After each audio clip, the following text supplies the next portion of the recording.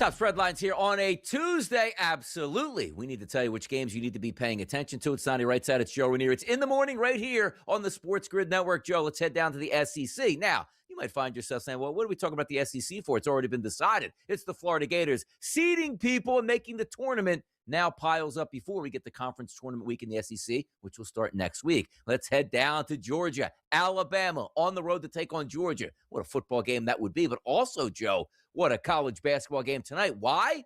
1.5 is the number on this game for Alabama as a road favorite at Georgia. And the things that we love to see, Joe, this is not a misprint. You see that total? 179.5. We just talked about McLaren here, racing up and down the court. We're going to get some McLaren action in Georgia tonight, Joe. What's that spread line?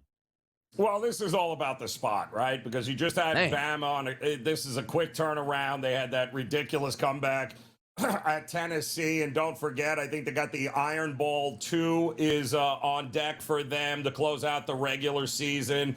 Georgia kind of on that bubble, needs a win at home. This will be their last big shot to get one more quad one win in there. But it's not a great matchup for Georgia. That's the problem. They're very undersized in the backcourt there. Alabama doesn't have that issue. So if you're backing Georgia, you're just hoping that, you know, Alabama, maybe some tired legs, looking forward to beating the snot out of Auburn again. But I can't imagine sweating out an under in this game. It's 179 for a reason, Donnie. There will not be a ton of defense being played in this game. Yep, we always talk about spots and where they matter here. And in the ACC, Joe, the Duke Blue Devils are the regular season champions here. But before we get there, Clemson is going to take on North Carolina. The reason I brought up that look-ahead game, North Carolina is favored by 3.5 at home against Clemson. As we know, at the end of every regular season in the ACC, it is going to be Duke and it's going to be North Carolina. So looking at this total of 142.5, Clemson comes to town, Joe. Is North Carolina looking ahead? And also, can they handle their business tonight? What's that spread line? Well, that's the whole thing, right? It's a look ahead. Now, the good news, though, for North Carolina is Clemson, I think, locked themselves into the field by beating Louisville on Saturday, Donnie. That was a great win for them. They kind of stopped the bleeding there. They are a good team, right? But they've also beaten UNC twice in a row now. Even though they're a lower scoring team, they like to slow it down, muck it up. And you know what, Hubert wants to do there at North Carolina. He wants to speed everything up. He's got no problem in higher scoring games. I think this is all about if Clemson slows it down enough and keeps this as a rock fight, they got a pretty good chance of not only covering this number, but possibly winning it outright. But something tells me after that win against Louisville, they might be exhaling here. I think North Carolina's got the edge tonight. Back to the SEC tonight. Kentucky on the road to take on Texas A&M. Overnight, this line sat at 1.5. Most outlets still sitting at 1.5, but we are starting to see, Joe, some 2.5s in the marketplace. The total of this game sits at 158.5. Kentucky, Texas A&M. What's your spread line? Well, A&M been very difficult at home. Don't forget to start the first couple of months of the season, A&M and Bucky McMillan, my goodness, Bucky ball. They were beating teams they shouldn't have beat. Everyone thought everything was going to be, oh my good, could they be the dark? No. Meanwhile, Kentucky is locked in. And currently right now with these two teams, the way they are rated, Donnie, this would be a 6 versus an 11 seed right now in the tournament. We know Kentucky's already locked in, and likelihood Texas A&M is already locked in. So, but the problem is trusting Kentucky on the road. Let me tell you something. The last 10 SEC road games under Coach Pope here for UK have all been decided by single digits. They've all been a sweat job. I would not be shocked if A&M wins this game. Let's head over to the MAC, and the reason we're doing that is a team still looking to stay unbeaten at this point right now. Toledo comes to town to take on Miami of Ohio. This line opened up overnight, Joe, minus 7.5. Now most outlets sitting at 8.5 in a total of 162.5. This place is going to be packed. This place is going to be raucous because this is the last home game for Miami of Ohio in the regular season. 2 games left on the slate to have an unbeaten regular season. Toledo heads to Miami of Ohio. The question, Joe, maybe Miami of Ohio with a victory, but more importantly, what's that spread line for these two? Well, listen, Donnie, the first go around here, Miami of Ohio led by as many as 28 on the road. So Toledo is not a great matchup, right? Miami of Ohio, just not a great matchup for Toledo. So that's why you're still seeing the spread where it's at. Wouldn't shock me. Once again, though, we've seen it the last couple of weeks, that money coming in, fading Miami of Ohio, and yet all they keep doing is winning games and winning them easily. It's the next game against Ohio. Ohio is given the Red Hawks more of an issue than anything Toledo has brought to the table here. So I think they get past Toledo at home rather easily, and then it's up to Ohio, the Bobcats, to be able to ruin the perfect season, but I doubt very much they're going to be doing that either. Yeah, Miami of Ohio's offense here coming in as the second most efficient team in conference play. Effective field goal percentage, #1, according to Ken Pom. They don't turn the basketball over. But how about this? Like Toledo, #1 in conference play, Joe, at not turning the basketball over, giving them a chance. And also, we've seen multiple times this year, Miami's got that heart of a champion, man. Things aren't going so well, and they're still supposed to beat this team. They pulled it out every single time. 2 more games left on the docket here to go undefeated in the regular season. And again, as we talked about, raucous crowd tonight, Miami of Ohio. Crazy crowd probably expected in Athens when they go to Ohio to play them to close out the regular season. Playing a little college basketball here. More importantly, coaching a little bit of college basketball. Did you ever wonder, Joe, what it would be like to be coaching under Rick Pitino? Well, here's Kevin Willard talking about that, what he went through. How about this? You said that you worked for him for 10 years and you can imagine what his practices were like. In your experience, after a big loss, what is Rick like at practices? Probably. I'm not full. I don't have hair. I had a full set of hair when I started work track. Like it's the most miserable experience in life. Like you fear for your life every day, and everyone laughs when I say that. But you think you're going to get fired, and it's miserable. As he's gotten older, he's probably become more of a cranky old bitch than he was when I was. Like you literally fear for your life. Like you walk in, he walks into the facility, he's walking in at 6:30, and you've been there since 5:30 thinking that you have everything right. And he comes and he asks you the one question that you don't know. And it's like,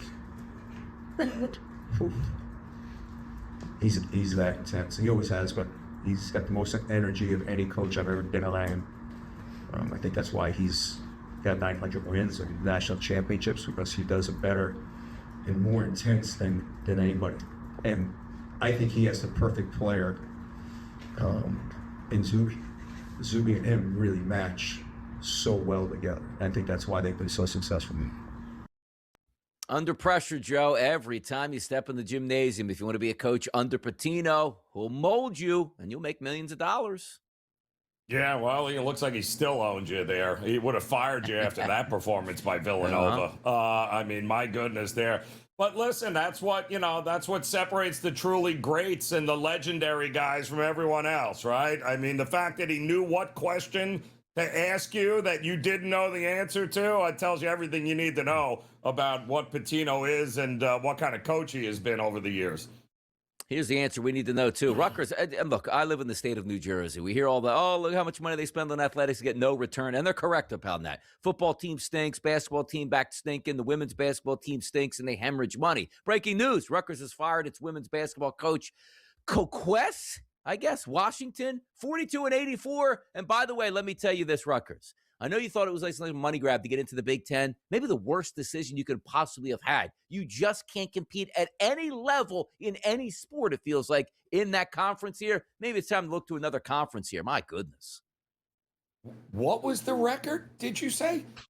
42-84. Grinding. Okay. We're grinding. Right, so, come on. How did it take this long to fire? How can you be that terrible at your job and still make it to that many games here? At what point were they like, it's just bad, like it'll turn around? No, it won't turn around. It never turns around. If you're that bad for a reason. So I imagine being that bad at your job, Donnie, but still being able to keep it. Unbelievable. Maybe Rutgers is now like the Bengals, like, well, this person's terrible at their job. And they go, well, if we fire this person, means we got to fire the 6 coaches behind her. That's going to cost us an extra $1.7 million. Leave her on next year again. It's no big deal. We'll lose, but at least we don't have to pay anything out. That's probably why. The final women's AP poll of the regular season is in, Joe. It's no surprise. UConn is #1. By the way, UCLA, new to the Big Ten out there, How about that? Number 2 now in the nation as they rolled through their conference this year, followed by South Carolina, Texas, Vandy, and there they go, LSU at 6. Yeah, I mean, listen, it's Gino's game and his world, and we're all just kind of living in it here, Donnie. So what a unbelievable run it will be, worth watching. I mean, you think Miami of Ohio is a fun story of running the table and going undefeated in a regular season. Yeah, this is going to be an awful lot of fun watching it to play out as well. But I'll tell you, like, it's amazing what UConn has built, men's and women's here, because we're going to get into the men's AP top 25. Duke number 1, no surprise. Arizona 2, Michigan 3. Awesome teams. You know, sits at number 4 right there. Yeah, it's the UConn Huskies, followed by number 5, the Florida Gators, the champions in the regular season of the SEC. You know, and it's funny. You ever been to stores, Donnie?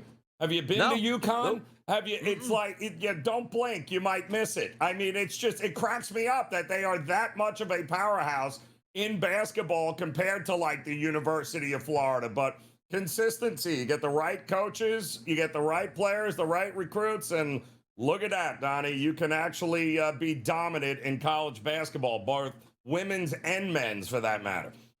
I remember in the 1990s when UConn women's were starting to get so dominant, getting every great player, enrolling everybody, because they said, you want to be a communications major, you come to UConn. Hey, look, the Bristol campus is real close. You can go to ESPN and be an intern. They put the kibosh on that immediately. Now we're talking about millions of dollars. Back then it was like, hey, you can't walk them through ESPN. That's an unfair recruiting tactic here. A lot has changed. We'll be right back.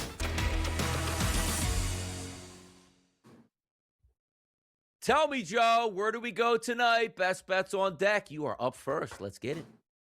Well, let's go to college basketball here tonight, as UNC Wilmington just came out of senior night, by the way, with an opportunity to lock up that number 1 seed in the regular season title there in the CAA. And what did they do? Well, they were up 15 in the first half against their rival Charleston. Yeah, they ended up losing by 3 in the second half and a very disappointed home crowd. So now they have to beat Elon here tonight to lock it up. Otherwise, they're going to leave the door wide open for Charleston, and all of a sudden that coveted number 1 seed out of reach for them. I don't think that happens. They destroyed Elon the first go-around this season. Elon scored only 54 points against him in that first one there. Defensively, I like the Seahawks. I think they get it done. A big bounce-back spot. It's only 5, Donnie, 5.5. I think it's a double-digit win and a lock up that number 1 seed for UNC Wilmington. Joe, talking about Elon, not Elon Musk, people. Elon, the college here. We'll see if that plays out tonight. -5.5 for UNC Wilmington.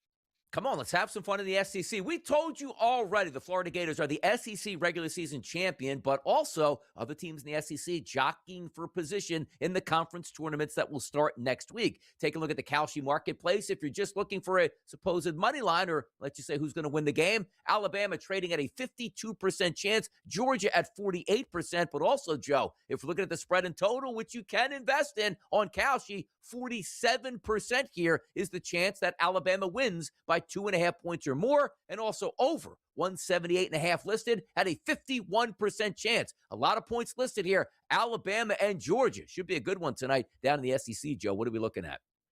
Well, it should, Donnie, right? Because you got an Alabama team that coming in right now, winners of what, 8 in a row, and it had a huge road win against Tennessee last time out over the weekend that they had to come from behind for. So to me, you're talking about the 3rd most efficient offense in Bama. You're talking about the fastest tempo team in Georgia here. Georgia needs this win more than Alabama does. That is for sure if we're talking about the tournament.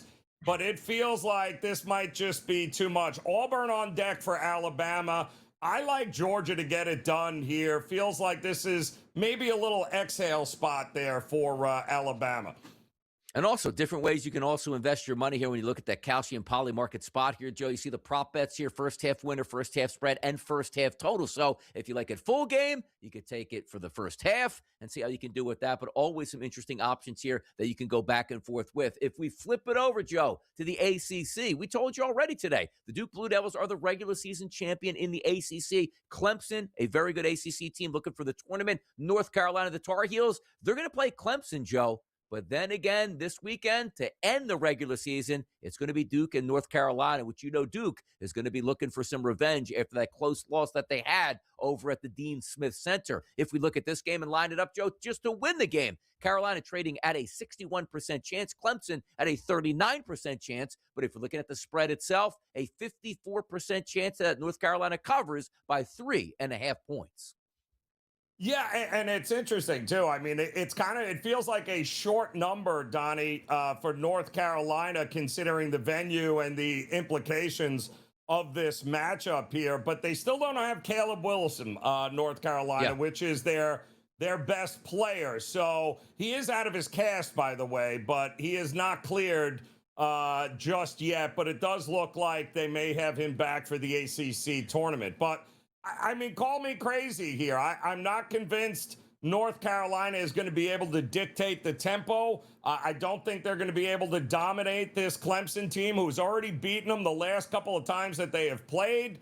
I kind of like Clemson here. I think they righted the ship after, some terrible losses, Donnie, when you consider the way they started 20-4, and then they lost to Florida State, Wake Forest, Duke, Virginia Tech. I like them to get it done here at a pretty decent price, I think. Interesting look to their final regular season game. Clemson will be against Georgia Tech, and as we told you, Carolina's going to take on Duke. But Joe is right here. Losses to Virginia Tech, Duke, Wake Forest, and Florida State while having a 10-1 start in the ACC. And by the way, their only loss before that was an overtime loss to NC State. They were rolling, maybe coming back with a quality victory at home against Louisville. We'll see if they can do the same thing here against North Carolina. Back over to the SEC, Joe. It's going to be Kentucky and Texas A&M. We told you already. Florida Gators have won this conference, but still jockeying for position. And maybe Kentucky looking to build momentum towards the conference tournament here. But if we're looking tonight, Joe, Texas A&M is trading at a 53% chance to win this game outright. Kentucky at 47%. If we look at the line, Texas A&M to win by more than 1.5 points, that's trading at 53% right now, which means if you expect them to win by margin, a $100 investment pays back $189 on that 1.5 point spread. Yeah, I think Kentucky's next game, its last game of the season, Florida. Ooh, yeah. Who already beat them pretty soundly there, but maybe peeking ahead a little bit because they are already in the tournament, Donnie. We know that. Really what Kentucky is playing for right now is seeding. And a win here against this A&M team on the road would go a long way to helping their seeding come Selection Sunday here. But both of these teams have had levels where they look like national champions, and then you look at them and watch them play sometimes and you go, huh? A&M, by the way, not great against top 50 teams listed in KenPom. Just 5-9 against those top 50 teams. They barely beat Oklahoma, which is 50th right now in KenPom. So I can't trust A&M in this spot. I think Kentucky likely gets it done here. We got an interesting one in the MAC, Joe, and why not? The last team in major Division I college basketball here, looking to stay undefeated, has 2 games left to do it, and one of those games going to take place against Toledo. Now, Miami is home tonight, and they're the heavy favorites. But understand this from Toledo's perspective, Joe. They've won 4 out of 5 games, including 3 straight. 94-75 over Eastern Michigan, 79-69 over Northern Illinois, and 79-67 over Ohio, which Miami of Ohio is going to play Ohio in the final game of the season on the road. If we take a look at this game and you just want Miami to win this outright, trading at 80%, Joe, which means a $100 investment pays back $124. But against the spread itself, Miami of Ohio is listed on Kalshi as an 8.5 point favorite. That's trading at 53%. So a $100 investment there pays back $193 if they win by 9 points or more, Joe. How are we looking tonight, Toledo and Miami? This is not a great matchup for Toledo, and here's why. As good as they are, you look at their numbers, Donnie, offensively efficient, great Toledo. They don't turn the ball over. They're great from 2-point range. The problem is they rank 330th nationally in 3-point attempt rate, which means they don't shoot the 3 very well. 3 is more than 2, and guess who shoots the 3 better than anybody in this conference? Oh, yeah, Miami of Ohio here, who's turning out to be the best story in all of college basketball. But the reality is we saw this the first go-around between these two teams. I think it was as much as a 24-point lead for Miami of Ohio. Easily handled them the first time. They are easily going to handle them this time, Donnie, because, again, 3 is more than 2. It is incredible. You look at their schedule, Joe. January 17th, won in overtime against Buffalo. Yep. January 20th, won in overtime against Kent State here. Then the following game, if you remember, we talked about this one. They play UMass, 86-84 escape there against Buffalo 2 games later, 73-71. And then you talk about the game that they just won coming back there against Western Michigan, 69-67. They know how to be in tough games and win those games. I hope they can beat Toledo and Ohio to run the table and be completely undefeated. KenPom shows them at a 58.3% chance, Joe, to run the table, which means, again, just 2 more victories, and they will have done that here. Prediction Markets Edge right back at it here on the early line. It is a Tuesday. Hot topics flying around. Just hit some of the bigger games tonight in college basketball and the association. But sometimes, Joe, we like to get after here and have some fun with the topics on deck. Like, will Jayson Tatum play in a game this season on Poly Market? Love to see this, Joe, because why? He's trading at a 98.9%. You said, well, wait a second. We're watching the show, Donnie. You already told us that Jayson Tatum is due to come back on Friday. Well, Joe, if you invest $100 on will Tatum play a game this season, you return 90 cents on your investment. But it feels like, Joe, it's a free 90 cents. Or does he get injured in some of the lead up to that game on Friday? That's what the anticipation is.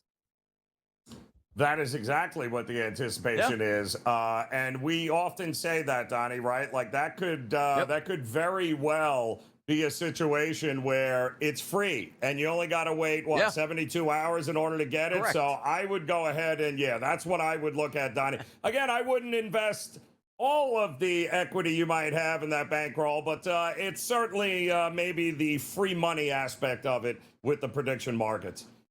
Now, some people are devious, right? They say, all right, coming back on that injury, and he's going to get a couple more practices in. If you feel, Joe, he's not going to play the rest of the season, which means something happened to that Achilles within the time frame of playing on Friday night, a $100 investment would come back at $440. And by the way, if you were looking over the past, Joe, on February the 13th, which was only a couple weeks ago, he was trading at 42.6% and now trading close to 100% on Poly Market. Yeah, what a difference a week makes, right, Donnie? Yeah. Like, my goodness, unbelievable here. But again, I still think, I don't think there's any reason to fade that market, right? I don't think there's any reason to go against the grain there. I think it is what it is, Donnie, and either take it or move on in that market. That's all. MVP winner for the NBA. And no, it's probably not going to be Jayson Tatum because you got to play a minimum of 65 games. That's always been the caveat. But you know who's starting to trade and game steam now? He's back and he's playing. It's Shai Gilgeous-Alexander at a 73% trade point here on Kalshi, followed by Jokic at 15%, Cunningham, Wembanyama, and Jaylen Brown here. So it looks like as long as SGA plays the minimum 65 games, he is going to be the favorite. Now, injuries do happen in the NBA, but Joe, while he was injured, I said, you know what? If he comes back and an MVP is in sight, he is going to play those games, not going to sit the back-to-backs, because an MVP is not, hey, I want to make third-team All-NBA or second-team All-Defensive. The MVP means something here. If he's up for the MVP, which he is, Joe, he's going to play up the string. But is it smart to invest your money in SGA or take a chance that he might not meet that threshold and take somebody else like Cade Cunningham? Well, defending MVP right here, Donnie, and ultimately the goal, I think, for him and that team is not him to win another MVP. It's for him to be healthy enough to run the gauntlet here again, which is the NBA postseason. And now between him, I think the Joker, there's, 2, maybe 3 games at most more that they can actually miss before they're not qualified to be considered for the MVP. So I still think Cade Cunningham is the guy to back here. Likely going to have the team with the best record in the East. And let's face it, anything is possible. If you've already been hurt, which the Joker and SGA have already been, they're going to treat him with kid gloves. They're not going to push him in order to be able to, let's hurry up and get him enough games in order to win the MVP. Cade Cunningham's not even close to not having enough games. So I think Cade Cunningham is the best and most viable investment right now in that market. On December 28th, Joe, the trading was Jokic at 48.6%, SGA at 43.9%, and since then it's been a lot of SGA. But you also saw SGA being bet down to 58.8% when we weren't sure when he was coming back. But now that he's back, of course, trading at 73% now. He is the favorite to win the MVP in the predictive markets right now. Rookie of the Year winner in the NBA. How about this one all year long, Joe? We were thought to believe this is going to be an easy one. It's Cooper Flagg. Of course it is. He's trading at 41%, which isn't bad. You know the favorite is right now, Joe? 55%. It's Kon Knueppel. So if you invest that you believe Kon's going to win this thing, a $100 investment pays back $182 as he is now the favorite. Yeah, well, it's Kon Knueppel's to lose, right? And I don't know how he loses it, quite honestly, Donnie, if we're being serious here. Charlotte has been red hot. They have been for the better part of, a month and a half, almost 2 months now, and he's a big reason why. And teams, listen, it's not like he's the only guy on the team defensively that opponents have to worry about, right? It's very difficult to defend those guys because you got Ball, you've got Miller, you've got guys that are also shooting the three very well on that team. He's going to keep rolling as far as I'm concerned. And Cooper Flagg, obviously, we ain't going to see him again this year, Donnie. Who are we kidding?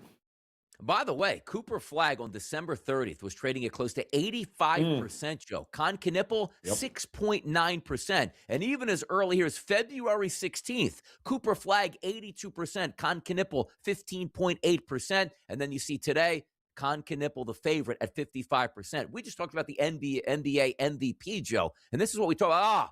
Why would I take it now? SGA is the overwhelming favorite. Did you just see that chart that you have on the screen? Things can change quickly due to injury and players just hitting the gas pedal and getting that momentum towards the end of the season. College basketball's top player, Joe. Seems like this one is over. Cameron Boozer trading at what? 98%, Joe. Yeah, they're basically telling you in this market that race is over. There's no point looking at anybody else here, Donnie. So, and it's kind of hard, watching him again last night. If you've watched him throughout the season, he is by far worthy of the hype. And there are a ton of great players in college basketball, young guys this season, but none better than Cameron Boozer. That is one of those markets where it's just passed. There's nothing to talk about there. He is going to be your Naismith winner there. Yeah, no minimums needed to play games in college. And again, there's only for Duke, I believe, only one game left, which is against Carolina this coming weekend at this point. So he's trading at 98%. Other guys, Dibansta, 7%. Boogie Flan, 3%. Richie Saunders, who's injured, he's trading at 1%. If you are looking for a sort of the field bet, which means anything but Cameron Boozer, if you go over to Kalshi and bet the no price at 3 cents here, a $100 investment, Joe, pays back $3,334 if you want to play contrarian. Yeah, I don't. Absolutely not. Because I think it's over, Don. And by the way, he is the best player. And there's no reason. I don't even think it's up for question. It might be a unanimous decision. No way am I looking to fade him at this point. Not with Duke. Not even Darren Peterson trading at 1 cent here. Tough look for the Kansas prospect here.